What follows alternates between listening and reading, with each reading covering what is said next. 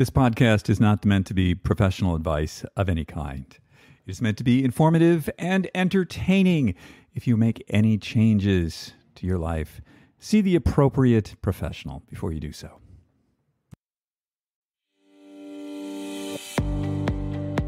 Welcome to Super Age. My name's David Stewart. I am the founder of Ageist and your host on the Super Age Show. We talk about how to live healthier, how to live longer, and how to be happier. And who doesn't want that? Today's show is brought to you by Inside Tracker, the dashboard to your inner health. Go to insidetracker.com/ageist, save 20% on all their products. Today's show is also brought to you by Element, LMNT. My favorite electrolyte mix. It's what I put in my water in the morning, and it's what I put in my water at the gym. Go to drinkelement.com/ageist and receive a free 8-serving sample pack with any purchase. Today's show is also brought to you by Timeline Nutrition with their breakthrough product, MitoPure, the first clinically tested urolithin A supplement, which is showing tremendous results for mitochondrial health. Go to timelinenutrition.com/ageist, use the code ageist at checkout, and save 10% off your first order of MitoPure. Welcome to episode 117 of the Super Age Podcast. It is great to have you with us. This will be dropping on January the 18th, 2023. Today on the Super Age Show, we've got Donald Abrams. And Donald's a professor emeritus at the University of California in San Francisco. And he's a integrative oncologist, which means he's dealing with the intersection of diet, cancer, and behavior, and really overall health. Very experienced, very knowledgeable guy, has a lot of strong things to say about things like fast food. So we're going to get with Donald in just a moment. So here in the winter wonderland of Park City, Utah, there's an extraordinary amount of snow. I cannot see now from my balcony up to the mountain because there is a wall of icicles. There's like a curtain of ice between me and being able to see. Now, of course, I could knock them down, but it's just kind of interesting to be in this like ice castle sort of jail out there. It's just like quite a winter here. This is a winter like I haven't personally experienced since I was a kid growing up outside of Buffalo. And in Buffalo, they know snow. So in my daily quest at ski racing and my master's ski racing program, which I got to say, sometimes I think like, what have you gotten yourself into here? Like just because you said you want to do this doesn't mean you have to do it. But that's just how I'm wired. But, today I actually had to kind of bail. I wasn't feeling my best. I was feeling a little bit dizzy, a little bit off balance. And, now it's getting real. We're on the World Cup, the men's World Cup hill over here, which is no joke. And it was not a place I wanted to be at high speed, feeling a little dizzy. So I just said guys, I'll see you tomorrow. And I think, sometimes we just need to know when to say, I don't feel safe doing this and to bail and whatever you're doing, it's okay. I feel a little better now. I had a little nap and, we'll be back out there tomorrow. As part of my ski racing quest, I have to put on some videos onto social media, some videos and photos of what I'm doing, my progress, so people can, see what's going on.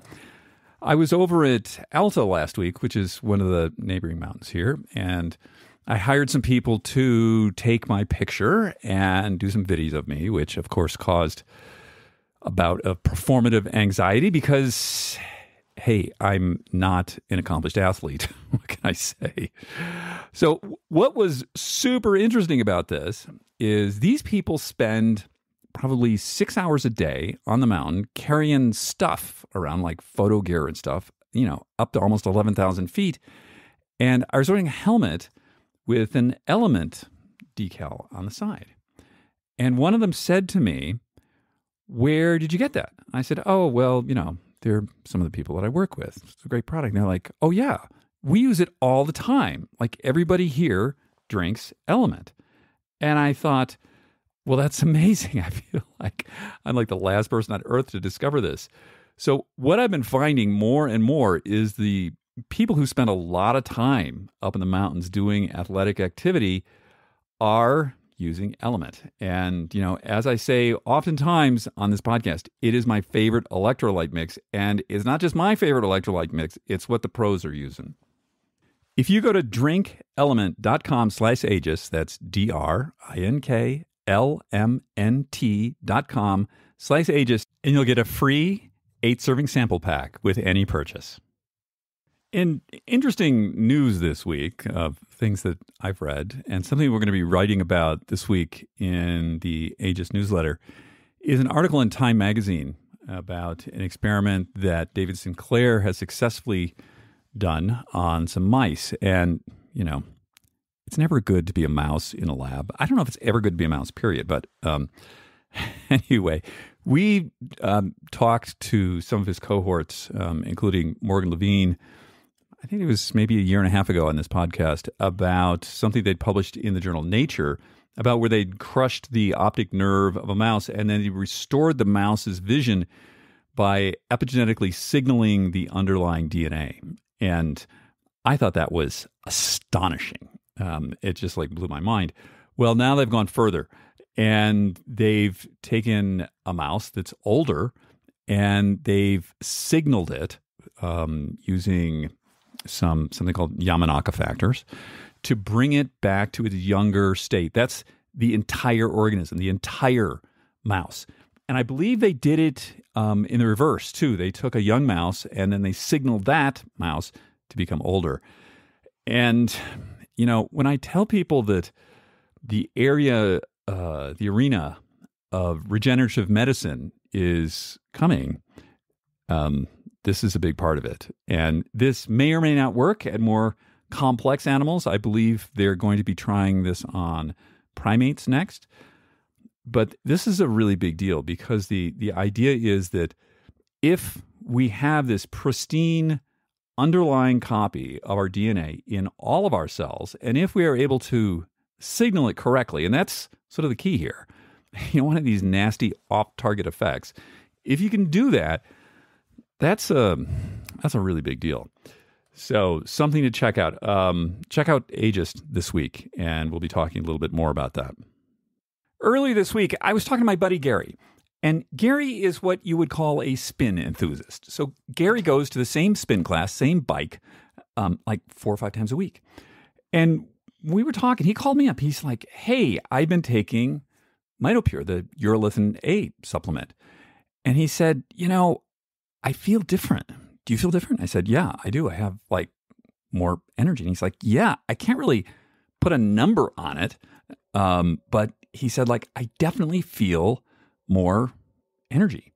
And I said, well, okay, so how does it manifest, Gary? Because I need to be able to explain this to other people. And he says, well, what happens is when I get on my spin bike, if I do a double, who does double spin classes? Gary does. He said that now the second one, my output is almost the same as the first one. And when I've done it in the past, the second one, it just used to kill me. So that's the latest on MitoPure and urolithin A from my friend Gary. Timeline is offering listeners of this podcast 10% off your first order of MitoPure. Go to timelinenutrition.com/Aegis and use the code Aegis to get 10% off your order. That's timelinenutrition.com/Aegis. Right after we speak with Donald, which is a fascinating conversation, I encourage you to listen to all of it. We've got Try This, that, segment that we do afterwards. It's a little nugget of information to just help you maybe a little healthier, a little happier, a little longer, something that's easy to do. So we're going to get with Donald right now. Hello, Donald. How are you today? I'm good. Thank you, David. How are you? I'm good. I'm very excited to hear your thoughts on food and cancer. Important topic for sure. Absolutely. And I think it's important to put some clarity to what is there's a lot of noise out there. So, and it's not just cancer either. I mean, the Journal of the American Medical Association publishes and updates an article on the burden of disease in the United States. And the number one cause of both morbidity and mortality are dietary issues. which have surpassed high blood pressure, smoking, and does not include high body mass index or obesity. So what we eat is really critical. And no one's forcing anything into our mouths. We get to make that choice.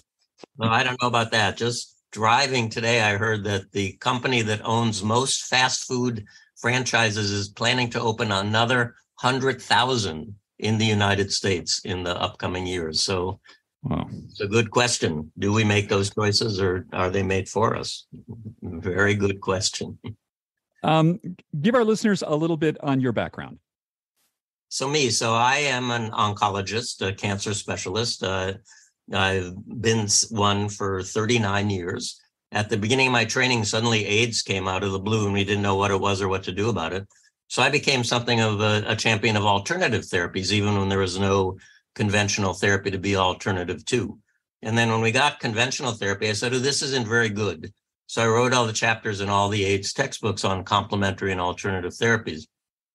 And then in 1992, somebody challenged me to study cannabis as a treatment for the AIDS wasting syndrome. And I said, okay, I can do that. I went to college in the 60s. So I fought the government and ultimately won and got marijuana and money to do research, which gave me a strong appreciation of the power of plants as medicine, which then took me to the Telluride Mushroom Festival in Telluride, Colorado, where I met Andrew Weil, who described a 2-year online distance learning fellowship you could do with his program in integrative medicine at the University of Arizona. So I decided to do that. And when I finished, I said, you know what? I'm done with HIV/AIDS. I've done that for 25 years. Very different from what I started. What I want to do now is integrative oncology, working with people living with and beyond cancer and talking to them about nutrition, supplements, including cannabis, physical activity, Chinese medicine, stress reduction, and spirituality. So that's what I do.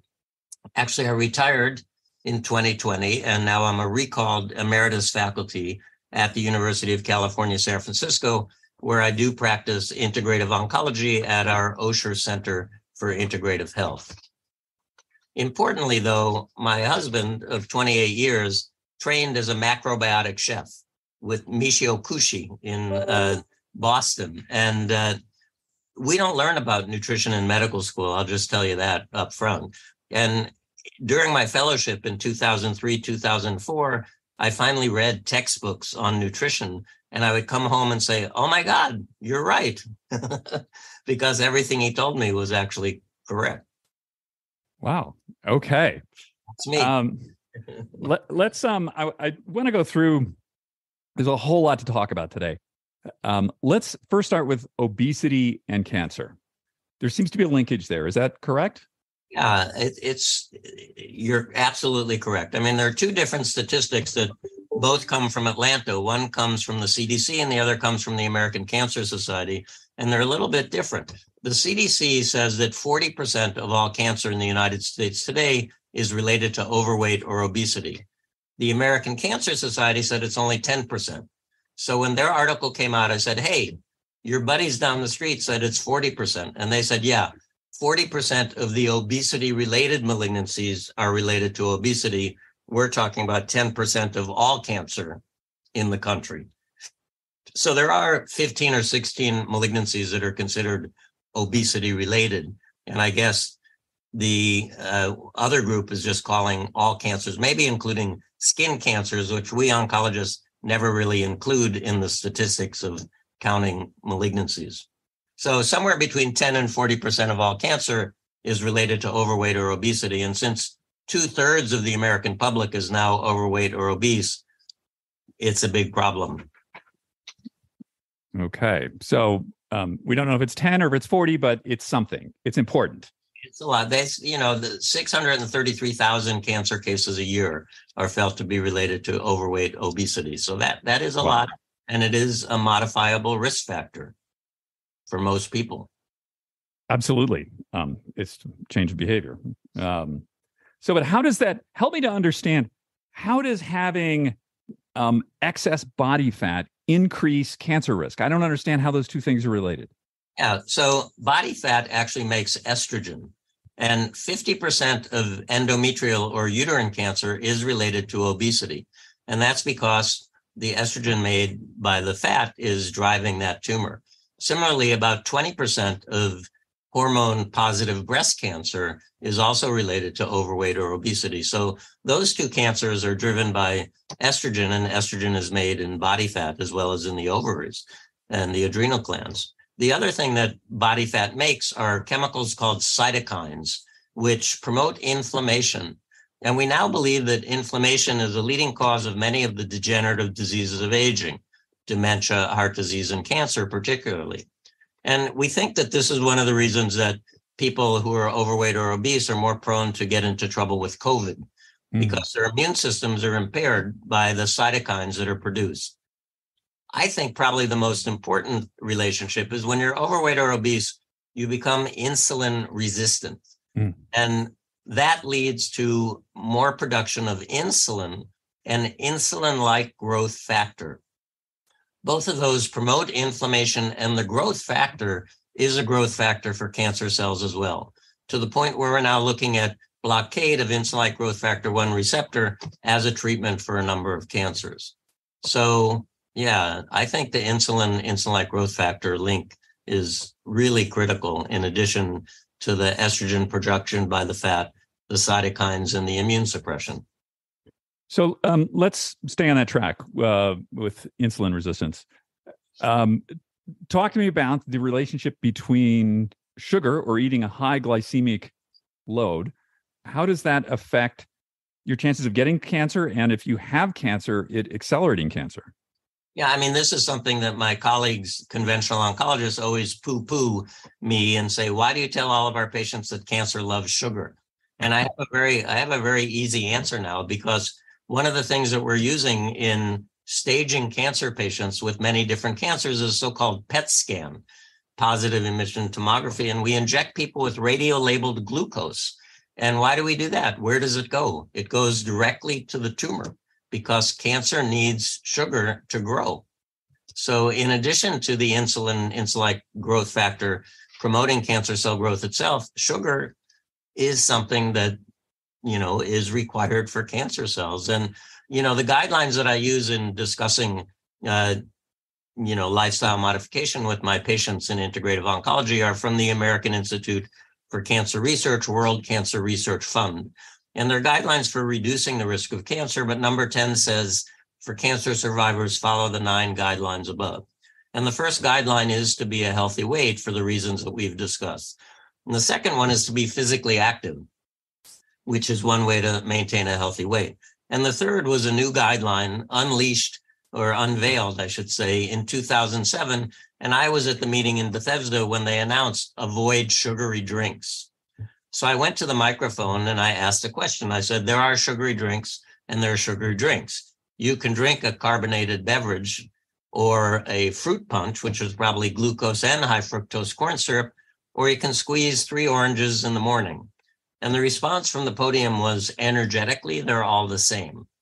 So I had lunch with my colleague and friend, Robert Lustig, who's our pediatric endocrinologist here at UCSF, who fights the war on sugar and wrote the very wonderful book, Metabolical. And he explained to me that when you eat an orange, the fiber slows down the absorption of sugar into the bloodstream. But if you squeeze the sugar away from the fiber, it's like drinking a cola beverage. So why is that bad? When the body sees that sugar load, it responds with insulin and insulin-like growth factor, both of which promote inflammation. And the growth factor is a growth factor for cancer cells as well.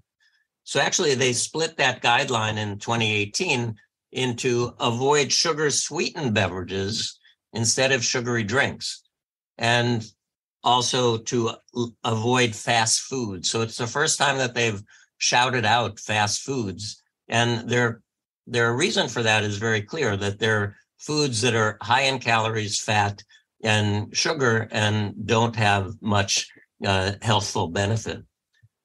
So, I did ask them, I was on a webinar with the AICR. They changed another guideline too, which we'll probably talk about later. And I said, why did you change it from sugary drinks to sugar sweetened beverages? And they said, we wanted to meet people halfway.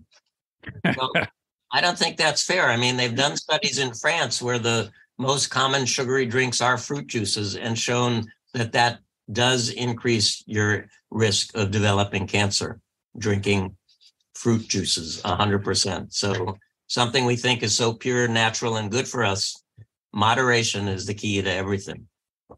I just, to diverge for a second, one of my real bugbears is the lowering of the bar by the medical establishment so that they don't offend people. Yeah. That just makes me crazy. Why are you meeting people halfway? So only half of them die? And I'm sorry to say it. Yeah. Oh my gosh. So I just want to back on this glucose track. So It seems as though we have two things we're talking about here. We have one that cancer loves sugar, loves the glucose. It needs that to thrive, to grow. And then we also have the inflammation caused by the glucose spike, I guess. Yeah, and the insulin and insulin-like growth factor that are produced to deal with the glucose spike. You got it. Okay. So then let's talk about, what about like Diet Coke? So there's no sugar in that. How does my body react to that? Yeah, I grew up with saccharin in the old days, and then they decided that caused bladder cancer. So I'm not really happy with these artificial sweeteners.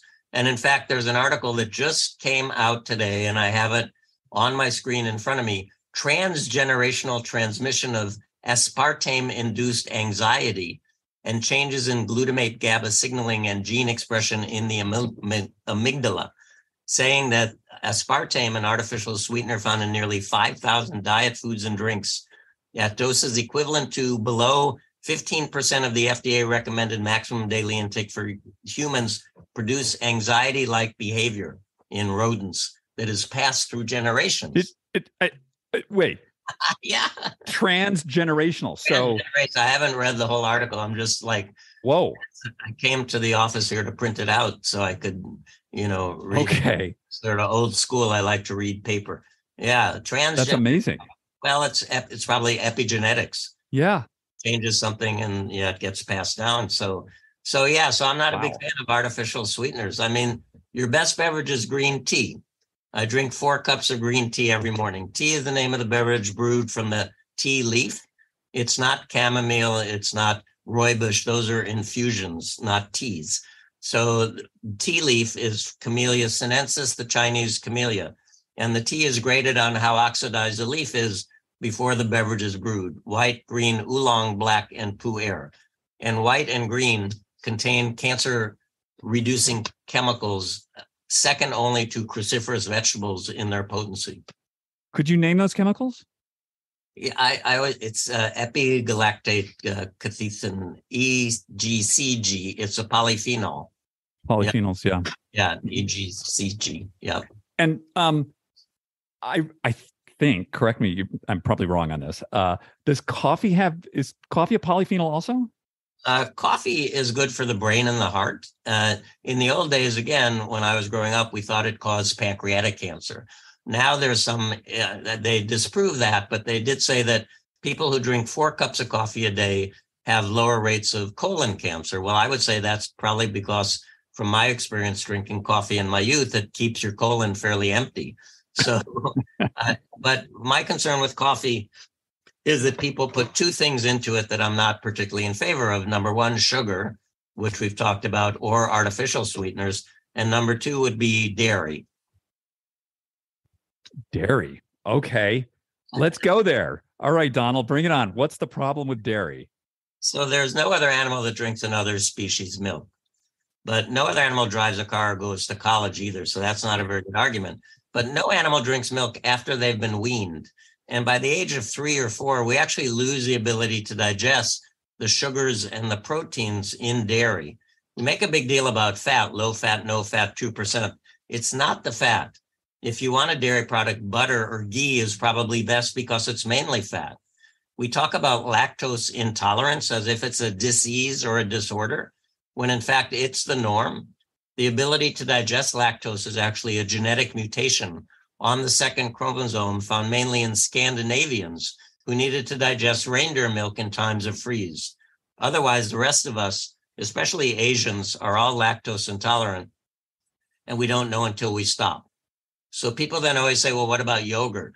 So yogurt or kefir, are probably better as long as they're not artificially flavored, artificially colored, and with added sugar, because sugar is the number one no. The guidelines don't shout out dairy yet, but I think there are a lot of malignancies, including prostate cancer, which is the most common malignancy in men, that seem to be related to excess consumption of dairy. And dairy is a saturated fat, and women with breast cancer, particularly estrogen receptor positive, should also be concerned about saturated fat. So, dairy is not the best. And then patients then always say, well, what about cheese?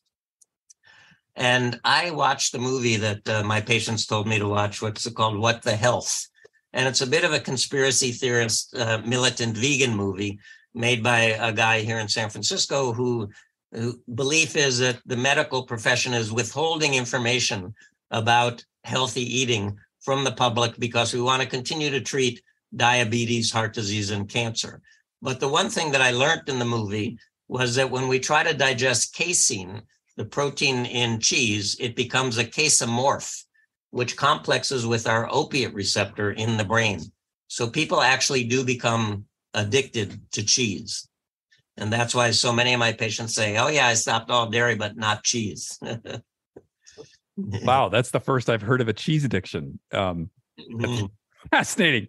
But so the casein does the casein itself cause a problem? Well, I think it is one of those proteins that I think we don't really digest. Yeah. Okay. Now, these people that have inflammatory bowel diseases and all these allergies, I think often are told, eliminate dairy and see what happens. Yeah. Okay. So you mentioned veganism. What's your thought on that? Yeah. So I think we need some animal fat and animal protein in the diet, personally. I think vegans are at risk for a number of deficiencies. And again, for older vegans, the one that I worry about is vitamin B12, which does come from animal products. And B12 is very important for nerve health and also for protecting us against dementia. So in addition to getting potentially not enough protein, not enough calcium, not enough vitamin B12, I think is up top the list. And Clint, my husband, the macrobiotic chef, always points out that there's no culture that has veganism as a diet that has survived. So, I'm a big believer in deep cold water fish, salmon, black cod, albacore tuna, herring, mackerel, and sardines being the richest in the omega-3 fatty acids, which are anti-inflammatory and a little bit antidepressant. And since we're not going to eat those fish every day, I do support taking a fish oil supplement personally. Chicken and eggs are a little dicey because they can be quite inflammatory. So I prefer organic poultry.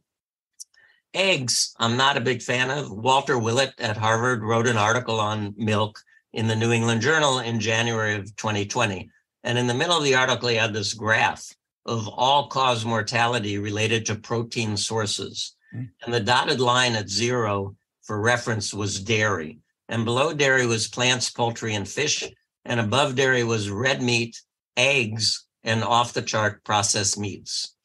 The average American eats 300 eggs a year. I eat one at Passover when we dip them in salt water. They are associated with prostate cancer. They're not a healthy food. Well, let's talk about eggs for a second. So there's, is it the carnitine in the yolk, or I think it's the choline is the bad actor. Is it okay? I think so. Yeah, the yolk is worse than the white, but I think the white also has proteins that are probably not so good for us. If you're going to eat eggs, I think they should be organic omega-3, and I wouldn't eat an egg a day like so many people do. Again, the only thing worse were processed meats. And processed meats are considered a class 1 carcinogen, no doubt about it, by the World Health Organization. And that's the other guideline that the American Institute for Cancer Research changed. It used to say limit consumption of red meat and avoid processed meats. And they changed it in 2018 to limit consumption of red and processed meats. And I said, why did you do that? And they said, to meet people halfway. Processed meats, bacon, salami, bologna, hot dog, sausage, anything you put on a pizza. And they're a class 1 carcinogen, no doubt about it, according to the World Health Organization. Let's talk about whey protein. So whey comes from dairy. Yeah. Is that also a problem? Well, I mean, it's one of those proteins I don't think we digest. I'm not a nutritionist, and a lot of my patients are seen by the nutritionists at the cancer center who recommend that they supplement with whey protein. So I guess maybe they know something I don't. Okay. Well, maybe there's something stripped out of there. I don't know. Yeah. So what is it about meat, especially red meat? Again, I mean, I've had people on the show talk about something called TMAO, which is the carnitine mixes with a bacteria in your gut, and then bad thing. I've had other people tell me that, well, some people have that bacteria, some people don't. There seems to be a general thinking that eating red meat is not such a great thing, and it could be related to the temperature that it's cooked at, or what is it about red meat that's no good? So there's a linear relationship between red meat intake and the risk of colorectal cancer, colon greater than rectum. And the issues are numerous. Number one, the way we raise animals nowadays, we feed them foods that they make fat into omega-6 dominant fat, which promotes inflammation. In contrast to if they're naturally grazing, they get a higher ratio of omega-3 in their fat profile. So the omega-6, again, promotes inflammation. Inflammation causes degenerative diseases of aging. So that's why the only red meat I actually eat is lamb, because I picture it roaming the hills of Sonoma or New Zealand and not penned up like beef and pork. And I only eat lamb maybe once a week or 3 times a month.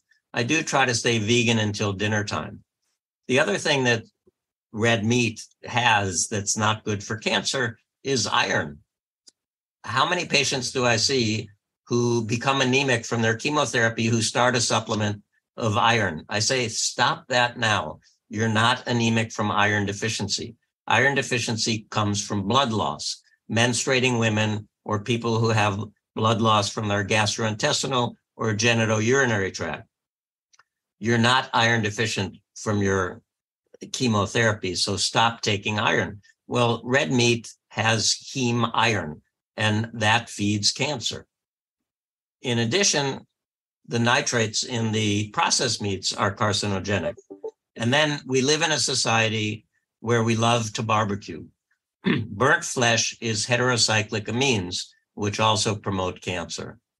So I'm not going to go into the microbiome because that's not an area of my expertise, but the meat in and of itself has a number of negative, unhealthful qualities.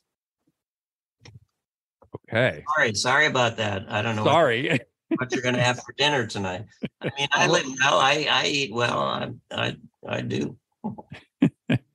So I guess if I were to go out and like eat an elk or something, I'd be better off, but I have to be careful how I cook my elk. Yeah, I think so. Yeah, I think people, elk and deer and bison, I think they're probably better because they're not, we don't raise them and feed them foods that they can't. It's the same thing with farmed fish. My patients say, is it okay if it's farmed? I say, well, it's better if it's wild, because it lives the way it was meant to live. Absolutely. Well, now that you're like removing all the vices from my life, Donald, you're a real killjoy here. Let's talk about alcohol. How does... Boy. Let's go for it, man. What you got? How does alcohol? They changed that one, the guidelines, the American Institute for Cancer Research. In 2007, it said, if consumed at all, limit to 2 a day for men and 1 a day for women. So as somebody who reached an age where I don't metabolize alcohol and I stopped, that was very hard to rationalize. If at all, 2 a day. 2 a day seems like a lot of alcohol to me, So they changed it in 2018 when they updated it. And it now says for cancer prevention, it's best not to drink alcohol. Mm-hmm. We believe that 6% of all cancer is now related to alcohol consumption. And the leading cause of death from alcohol in people over the age of 50 is now cancer. So, if you're going to drink alcohol, I believe the best beverage would be red wine, because of any heavily pigmented foods are pretty good for you. And, red wine, red grapes with the skin on, and the seeds are the best grapes. But red wine, I think, would be, if one needs to drink alcohol, the best beverage.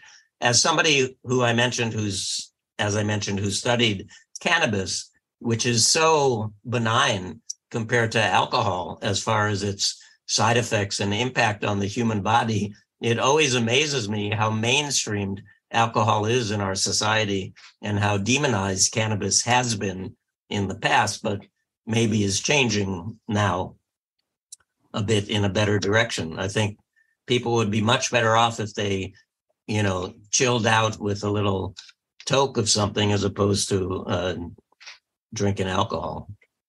I have, I think we've been doing this podcast about 3 years, and I've noticed a real shift, especially in the neuroscience community, about alcohol. How it like it used to be, 1 or 2 a day is fine, or 3 a week, and now it's like 0. So that's interesting. If one were to consume cannabis, there's a number of vectors that one can use. What's the best? Vector meaning delivery system? Delivery system. Yeah, that's the right word I want. Delivery system. Like you're smoking it, you're eating it. What are you doing? Yeah, I don't think there's much harm to inhalation. I mean, I was on the National Academies of Science, Engineering, and Medicine committee that reviewed 10,000 articles and published the health effects of cannabis and cannabinoids in January of 17. And we really couldn't find that much damage from inhalation. So I think if you inhale, you get better control over the onset, the depth, and the duration of the effect. I see many patients of mine, particularly older women who don't like inhalation or never knew how to, who go to the dispensary and they're told only eat a quarter of the cookie. And they eat a quarter of the cookie and nothing happens. So they eat another quarter and nothing happens. Oh boy. The whole cookie. It takes 2.5 hours for the peak concentration to be achieved when you take it by mouth, compared to 2.5 minutes when you inhale it. So many of those patients overdose and become dysphoric and don't want to touch it again. Plus, edibles are all sugar. So I like tinctures. Tinctures are, liquid products that are extractions of the whole plant generally, or they can be oils if they're thicker. And when you put a liquid in your mouth, you immediately absorb some from under your tongue, which reproduces the effect of inhalation. And then you swallow the rest, so it reproduces the effect of oral ingestion. So I think tinctures are a good way, particularly for people who are not used to inhaling. Yes, you're bringing to mind some of my college pot brownie experiences, which were not very pleasant. Well, also when delta-9 THC, tetrahydrocannabinol, the main psychoactive cannabinoid in the plant, is taken by mouth, when it passes through the liver, it gets broken down into an even more psychoactive metabolite. So much less of that is formed when it's inhaled. And that's why people get more zonked, if you will, when they eat it rather than when they inhale it. But we got a little bit off of food there. We did. So now we've talked about the things that we're not supposed to eat. Yeah, let's talk about what am I like now. You've I can't drink, I can't eat. You're ruining my life, Donald. What am I supposed to eat? So I tell my cancer patients that cancer is like a weed and someone else is taking care of their weed, because I'm not actually treating their cancer here at the Osher Center. So I said, it's my job to work with the garden and make your soil as inhospitable as possible to growth and spread of the weed. So I do that by looking to see how you fertilize the garden. That is what you eat and what supplements you take.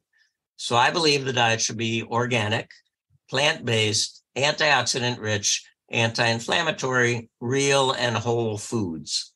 So starting back to front, I say whole foods, not to support Jeff Bezos, who certainly doesn't need my support, but because I see a lot of people who say, I have cancer, I'm going to juice everything, or I have cancer, I'm going to sprinkle broccoli powder in a smoothie. I think it's always better to eat whole foods. I say real foods now because I did read Robert Lustig's book, Metabolical, and he believes that the cause of the deterioration of our health as a nation over the last 50 years is because of our overconsumption of processed and ultra-processed foods. So I say eat real food, something that you recognize as something that nature gave us, more or less. Inflammation, we've talked about. Inflammation is actually a part of normal healing. When you cut yourself or when you have surgery, it gets red, hot, tender, and swollen. That's inflammation. It is part of healing. But when that goes on inside of us without provocation, it does lead to degenerative diseases of aging. Oxygen is two molecules linked together. That's how we breathe. That's how we live. But when those oxygen molecules separate, they create so-called free radicals or reactive oxygen species, which knock into our DNA, causing damage, leading to aging or cancer. Antioxidants take those free radicals out of circulation so they don't do damage. Turns out most plants that are rich in most foods that are rich in antioxidants are plants. Animal products are not a good source of antioxidants. That's why I said that it should be plant-based. I don't think one needs to be vegetarian or vegan or raw, but we should have at least 5 to 9 servings or 3.5 to 4 cups of fruits and vegetables each day, more vegetables than fruits. And as much as possible, they should all be organic. And that's not just to avoid herbicides, pesticides, and fertilizers, which are chemicals that we don't need in our body. It's because a plant that's grown outdoors organically needs to fight to protect itself from other plants, birds and insects, and the sunshine. And the only way a plant knows how to protect itself is by making chemicals. Turns out those chemicals that the plant makes are the ones that benefit us. So if we're going to let food be our medicine and medicine be our food, organic is more potent than conventional. So honing down on the vegetables, the cruciferous vegetables, flowers grow in the shape of a cross, should be our best friend. So broccoli, cauliflower, and Brussels sprouts jump to mind, but there are also cruciferous roots and green leafies, cabbage, kale, collard green, bok choy, and arugula. These all contain a chemical so potent at reducing the risk of cancer that we've started to look at it as chemotherapy. And they also contain a chemical that changes a woman's estrogen from the type that fuels estrogen receptor positive cancer to the type that doesn't. So I believe we can never eat enough cruciferous vegetables. And I eat broccoli, tofu, and rice for breakfast. My other breakfast is mochi, which is just pounded brown rice. I puff it up in the oven, smear almond butter, and put a sweet potato on top of it. Because orange yellow vegetables are also good for you. Sweet potatoes, carrots, squash. I mentioned tofu. A lot of people are confused about soy. Soy is good for you as long as it's organic, non-GMO, and a whole soy food. Soybean, soy milk, tofu, tempeh, or miso, and not soy cheese, soy turkey, or soy hot dogs. Those are heavily processed foods. I mentioned rice. Brown rice is better than white rice, but if you like white rice, jasmine and basmati are best. And millet and quinoa are also good grains. Bread, if you eat bread, should be preferably whole grain and not whole wheat, which is just heavily processed, unbleached white flour. I see a lot of people. Can I keep going? Yeah. I wanted to ask you about oatmeal. Can I eat oatmeal? Oh, yeah. Oatmeal, when I travel and I don't have a stove, I do oatmeal, instant oatmeal, or I'd get my muesli with blueberries, walnuts, and either almond milk or oat milk. Yeah. Okay, good. I was afraid you're going to starve me. Yeah. I see a lot of people say I eat a lot of vegetables. I eat salad. I think salad, if it's iceberg lettuce, celery, and cucumber, is mainly water with a little bit of vitamin C. And not the potent nutrients in the other vegetables I mentioned.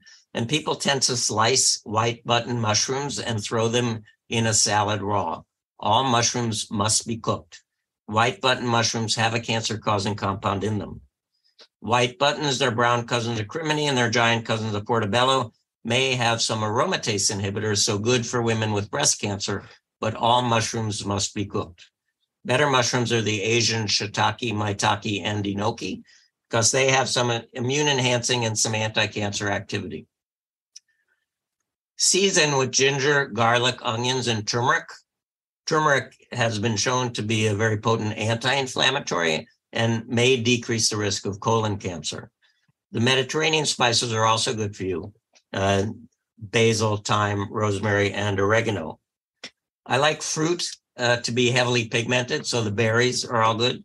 Blueberry, blackberry, raspberry, they really do need to be organic because with all those suckers, puckers, and grooves, they're like sponges for toxins.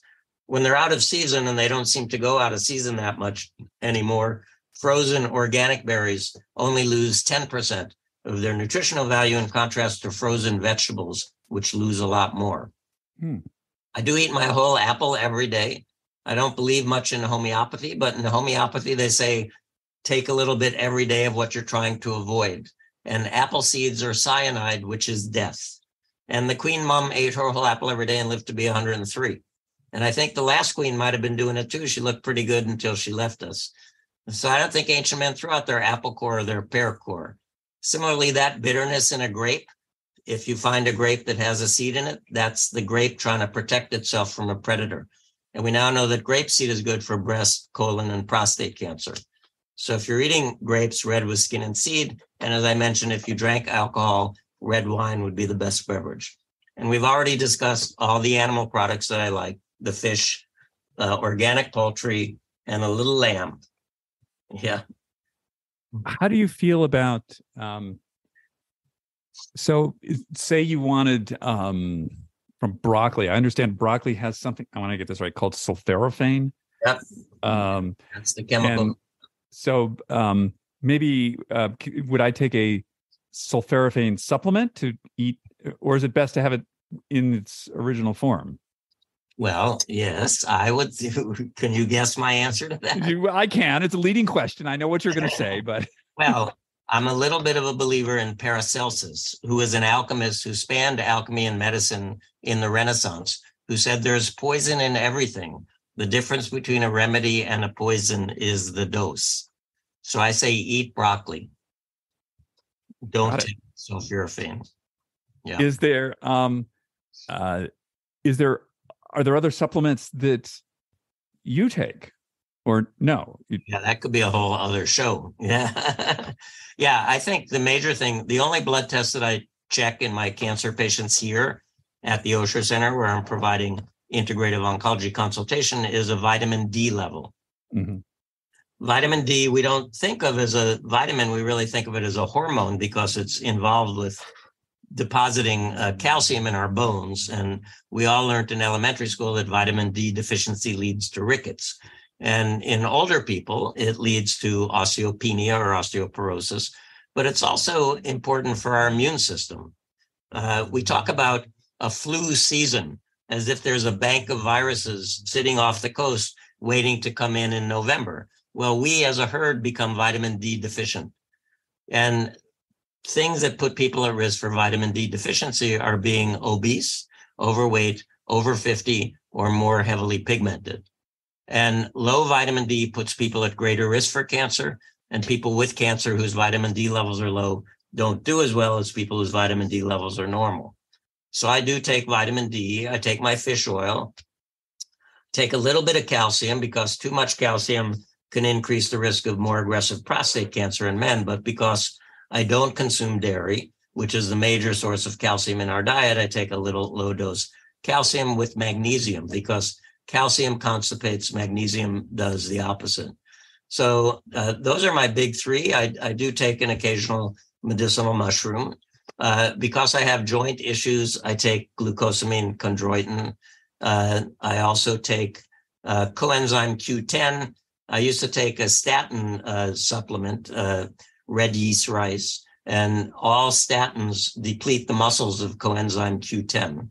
So that's why I think it's good for energy as well and good for the gums, and I have some gum issues.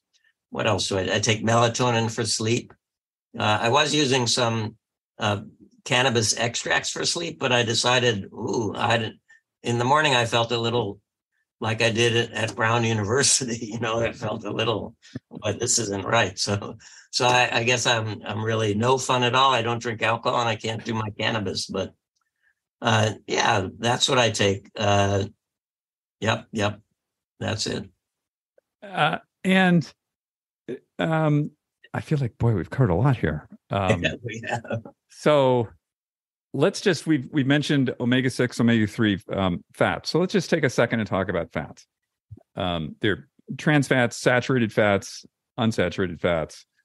Polyunsaturated fats. Polyunsaturated fats. So talk to me. So there's a bit of controversy out there about saturated fats like coconut oil and things like that. Do you have any feelings on this? Again, I'm not a dietitian, but many of my patients ask me about coconut oil. And, personally, I think it makes everything taste a bit Thai. I don't mind Thai food, but I don't want everything to taste Thai. I think if you're going to use an oil, olive oil is really probably the best. Rice bran and grapeseed oil are good. For high heat cooking, we use at home peanut oil.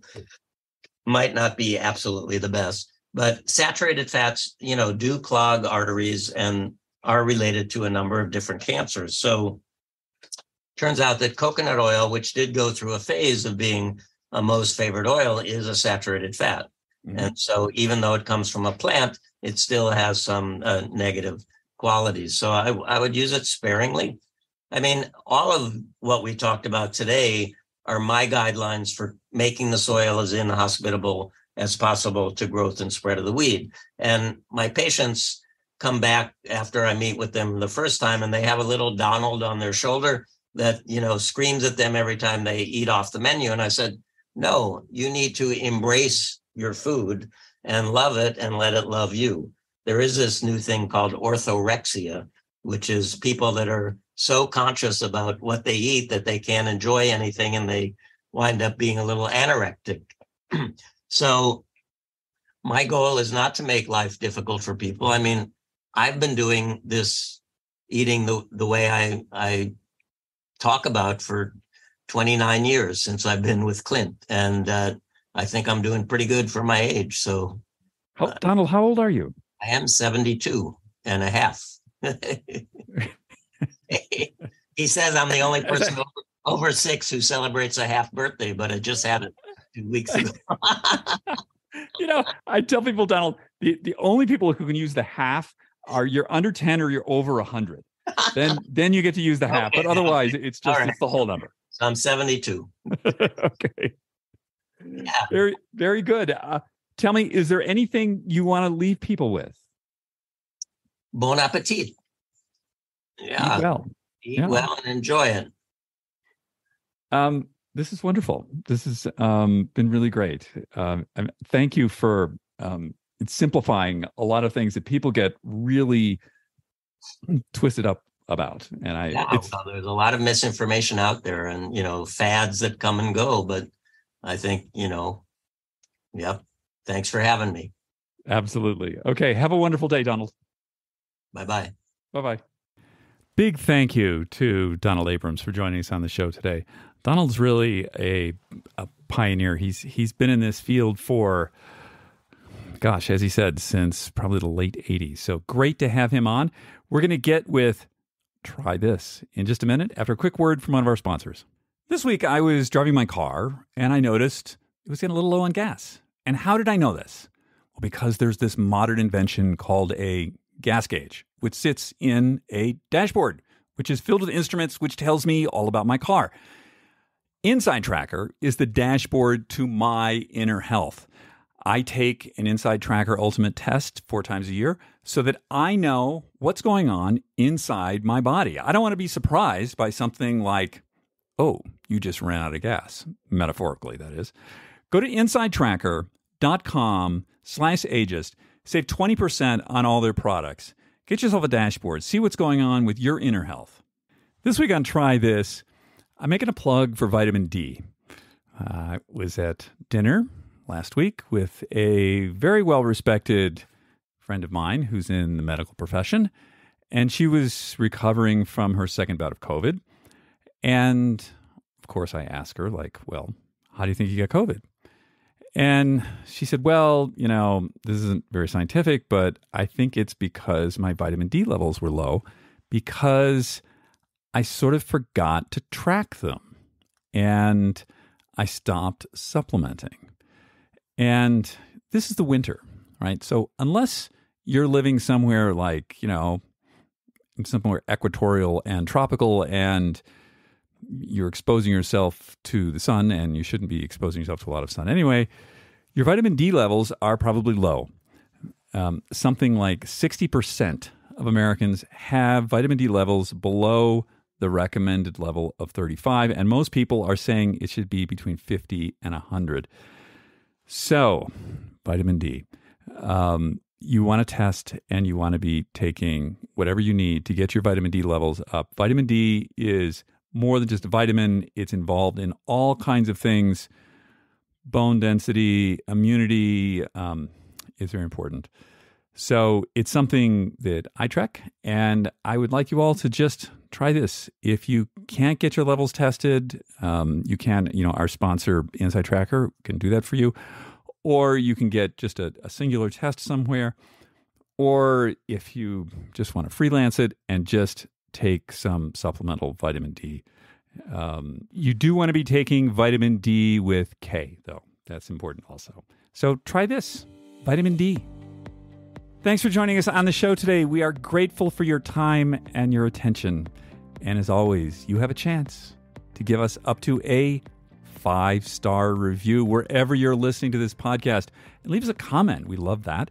And if you want to get in touch with me or you want to get in touch with Donald, you can reach me at david@superage.com. I answer all of my mail promptly and personally.